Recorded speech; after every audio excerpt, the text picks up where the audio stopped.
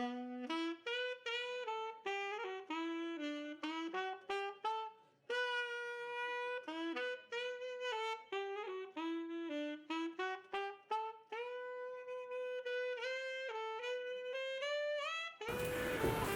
and welcome to In Harmony in collaboration with the Dubuque Area Arts Collective. My name is Jon Eagle and we're down here in the Ruick space with none other than legendary Pete Balesrtieri. Pete, it's nice to see you. Wonderful. Good to see you again. Good to see you. So you've been around for a long time. Can you tell me how you got started playing? I fell in love with Al Hurt and a song called Java, I think, and I wanted to play the trumpet. Okay. And my mother said no, there was no way that she was going to hear somebody practicing trumpet. And she instead went and got me a sax. And I took lessons for 6 weeks and quit, and it got shoved in the closet, and that's how I started. And then I got interested again in high school, playing in an enormous noise band filled with a lot of art students, and some of them were musicians, and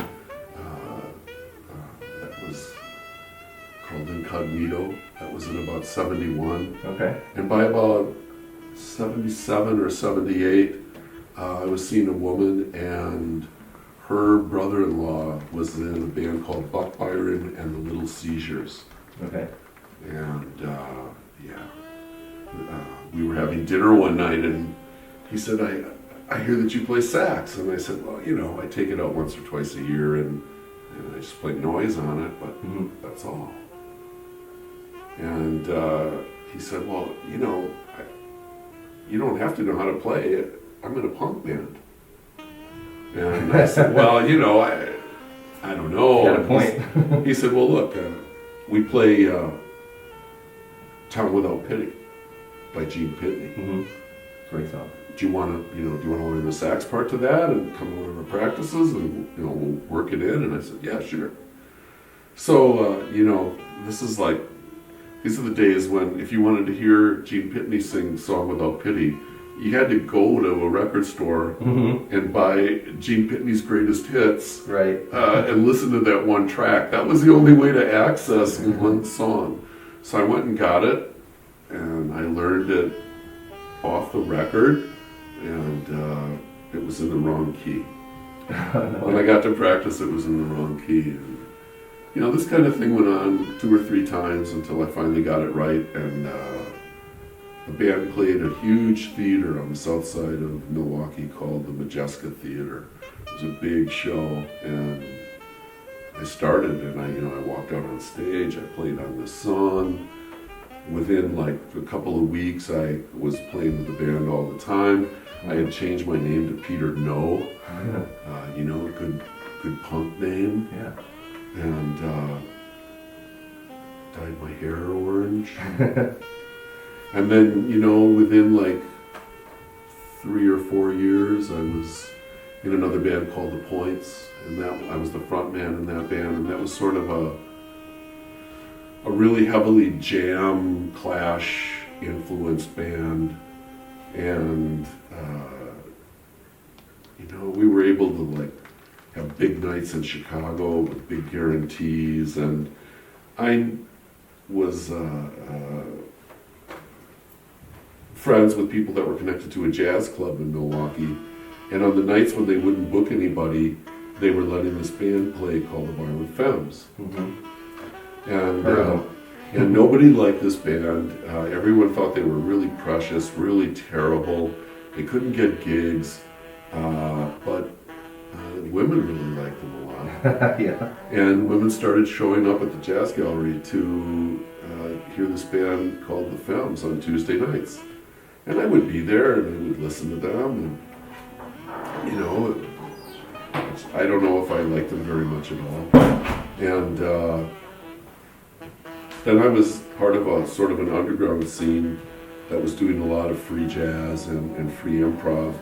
And one of these guys would have jams in his basement occasionally. Okay. And during one of those, Brian Ritchie and Victor DiLorenzo from the Femmes were there at that, and you know, we were all playing together. And afterwards, you know, they said, you know, you should sit in with us, man. You should play with us.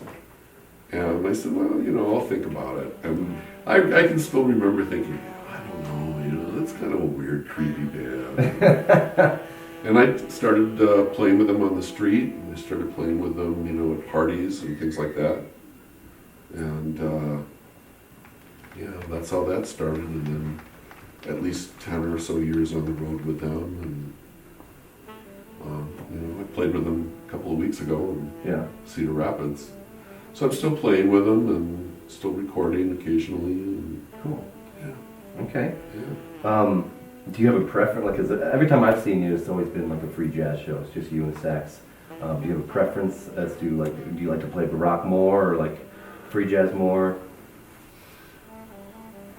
Yeah, I don't like to play either one of those very much. Oh, really? Anymore. What do you like to play? I really like to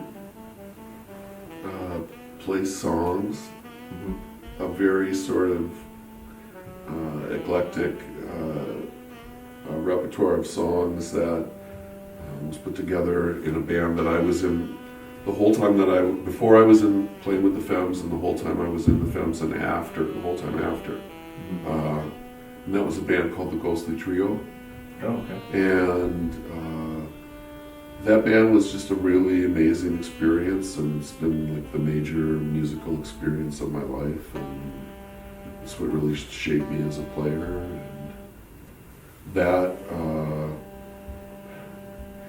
that band started out as a joke with two guys that I had played with in the Seizures, Jeff Warman and Tim Taylor, and they came up with this idea of what they called the Wedding Band from Hell. Okay. They wanted to have a band that would play Proud Mary and, you know, Beat It and Thriller, and, you know, they wanted it to play all the songs that, you know, you would hear a really bad wedding band play, but we would have this strange instrumentation, and we would play everything in this really exaggerated way, and so it would, you know, be this very weird thing. I love that idea. And so, you know, we started doing that, and it was incredibly strange. And we played for a while. We opened for the Femmes in New York. Okay. And then the slide player, Tim Taylor, the slide pedal steel player, Tim quit. Jeff and I kept going, kept the name. Then Tim came back in, and this time it was to play bass. By then we had gotten signed to a subsidiary of Capitol, called Chameleon. Oh, yeah. And we had a deal with Chameleon to put out an album, and it was a Christmas album. It's called Christmas with the Ghostly Trio. And so we did our versions of really traditional Christmas songs, and that album came out on red vinyl. It was really beautiful with the cover designed by Jeff. And we were in the top 10 Christmas albums sold every year for 3 years running at Capitol. Oh, wow. And Tower Records. And, you know, and then we just kept going from there, and it was mainly Jeff's idea to try to be like an instrumental band from the 50s or early 60s. Okay. And so you would have a Christmas album. Yeah. And then we did Songs of the Islands. We did a Hawaiian album. Awesome. Then we did The King Has Left the Auditorium, our Elvis album. And then we did Experiment in Terror, which was our soundtracks album. I was going to say Hollywood theme. Our Hollywood album. And, you know, that whole Wedding Band from Hell idea kind of fell away really quickly and became this other thing, which was there have always been, or had always been, instrumental bands in rock. There had always been, you know, instrumental hits in the hit parade, and then that kind of went away, and it would come back occasionally, but, you know, the tradition of it sort of fell apart, and it was something that Jeff and I had both grown up with, and so we felt in some ways like we were, keeping that going, but there was no way to do it without letting in really a lot of our own way of playing. So, with Jeff was always calling on these really, really extensive chops of country guitar and Tin Pan Alley and psychedelic and surf. This was a guy who knew Venture's albums intimately. Okay. Who could reproduce a lot of those. Who could reproduce that sound. Who could play surf guitar in a way that when you closed your eyes, you thought that you were listening to somebody's record. Wow. So, he played without using any picks. So that was an amazing 20 or 30 years of playing with Jeff and playing this strange repertoire and listening to a song and knowing right away, is this a song that's going to get the treatment? Is this a song that's going to be transformed and warped and mangled into some unrecognizable version of itself? Sure, yeah. Or is this going to be one that has always been this super rockin' number, but now it's going to be a waltz? Is it a waltz? And now it's going to be this out of control free jazz thing? Right. And that's how we worked. And so that's, post Femmes and post me coming to Iowa City and playing with lots of great musicians and lots of great bands in Iowa City, and that's been going on since 2001. Yeah. And it hasn't stopped. I'm still playing with, I think, really, really good people. I'm in Brooke Strauss's, when Brooke Strauss, singer-songwriter from Iowa City, when Brooks has a band, it's called the Gory Details. Right, yeah. And I'm really happy to be playing in that band. Samlock Ward, Ed Gray. I've played and recorded with lots of people. Yeah. And still, the thing that is the most important to me is the thing that I'm going to play tonight here in Dubuque, which is my solo act. Yeah. And my solo act that's kind of a big lie, because what it really is the Ghostly Trio. Okay. But Tim Taylor stopped wanting to to be a part of this a long time ago, and he's still in Milwaukee. Jeff, who was my my soulmate and my really great musical collaborator, Jeff died in 2009. Oh, okay. So this is still the trio. It's just that you can't hear Jeff. You can't hear what Jeff would be playing underneath what I'm playing, which was, for me, like the really great thing. And I can't tell you how many times, when I'm playing, like I'll be playing tonight, I'm playing, but I'm hearing Jeff. I'm hearing what Jeff would be playing. And a lot of times I'll wait for him to finish, because he's got a part, and I don't start playing again until his part stops. Okay. And so I'm hearing his part, and when his part stops, then I come back in again. Yeah. Oh, I like that. Yeah. So that was a long one. That was a long response to that question. The longer the better. Did you ever get to play, actually finish learning the trumpet, or do you play any other instrument besides the sax? I ruined a lot of people's lives in high school, carrying a harmonica around in my pocket all the time. Yeah. And so I kind of grew myself in the late 60s and early 70s into a blues harmonica player. White blues harmonica player. It's like deciding that you're going to be a romantic poet. And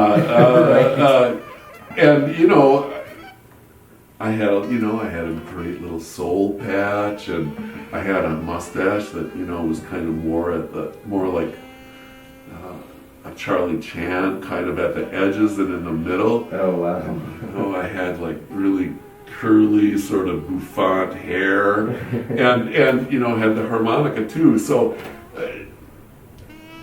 yeah. And what's funny is that Bob Bucko, who, I have to thank for being here tonight. Bob was asking me about this, and so I had to think about it, and that harmonica playing has really influenced my style. Oh, I bet. And so I do a lot of things. I mean, I really don't play like a sax player, and I never have. Mm-hmm. And I think that harmonica is definitely one of those things that I'm hearing and playing like when I'm playing and sitting in with people. Do you play harmonica live sometimes? I don't anymore. I did with the films, and I'm on like a bunch of stuff. I was living in California, and I was working in Silicon Valley. This is in like the late 90s. And I came to work one day, and one of the guys said, "Hey man, I heard you last night on TV." What are you talking about? He said, "Oh, didn't you play harmonica on a Marlin Femmes song?" I said, "Yeah. It's gonna rain." He said, "Yeah, they're using it in a March Madness commercial." Oh wow! And this commercial was playing continuously because it was, March Madness. For sure, yeah. And I said, "You're kidding?" And he said, No. They play almost your whole solo." I said, "Oh, fantastic." So then, I managed to hear it on TV a couple of times. And my mom called me naturally right away to say, "Yeah, people are telling me that there's some commercial that you're in now." And I said, yeah, there is. And she said, "Are you getting any money for that?" Which was the constant question. Whenever when Wendy started using it. Wendy started using, what was it, Blister in the Sun, or I can't remember. Gordon sold one of the songs to Wendy's, and that was another big one. It was like, well, I don't understand. If this is Wendy's, they should be paying a lot of money for this, right? And I said, "Oh, I'm sure that they are." But no, none of it comes to me. Well, that's too bad. I agree with your mom on that one. Yeah. So you played Dubuque quite a few times now. I have. What do you think of our little? I was just remembering that little scene here. I love playing Dubuque. I've always loved playing Dubuque, and I swear that the reason that I stopped was because it just got. I'm getting a little older, and I just was getting lost on the way home all the time. Really? Yeah. I mean, I'd come here, and I'd get here, and I'd play the gig, and I'd have a great time, and I'd start driving home, and the next thing I know, I'd be like in Davenport. And it would be, when I thought I was just going to take 151 back to 1 and back home to Iowa City, it was fine, And it was like, okay, I know just how long this is going to take.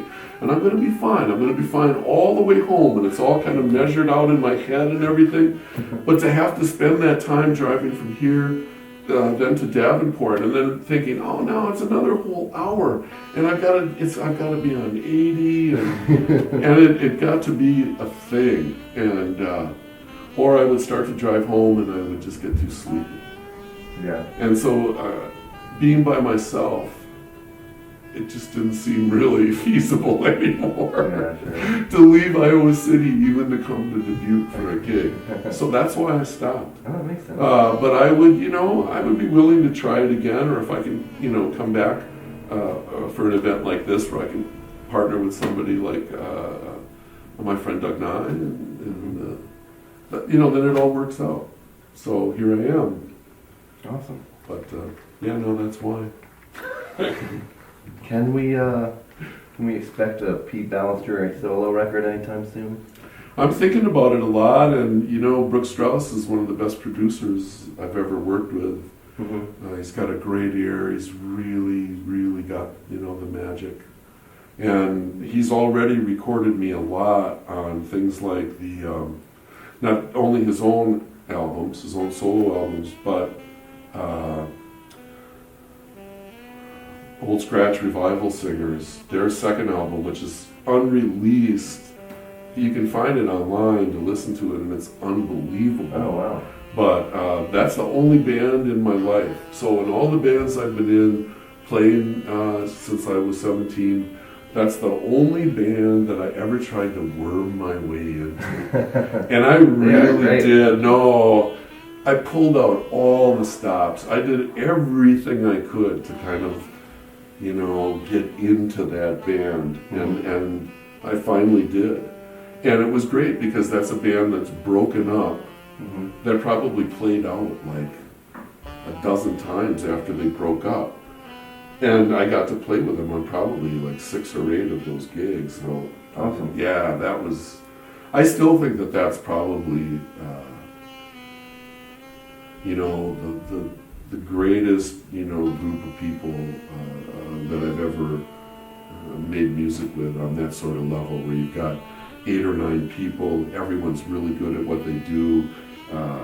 The vocals are everybody screaming the lyrics at the same time. Everybody sings.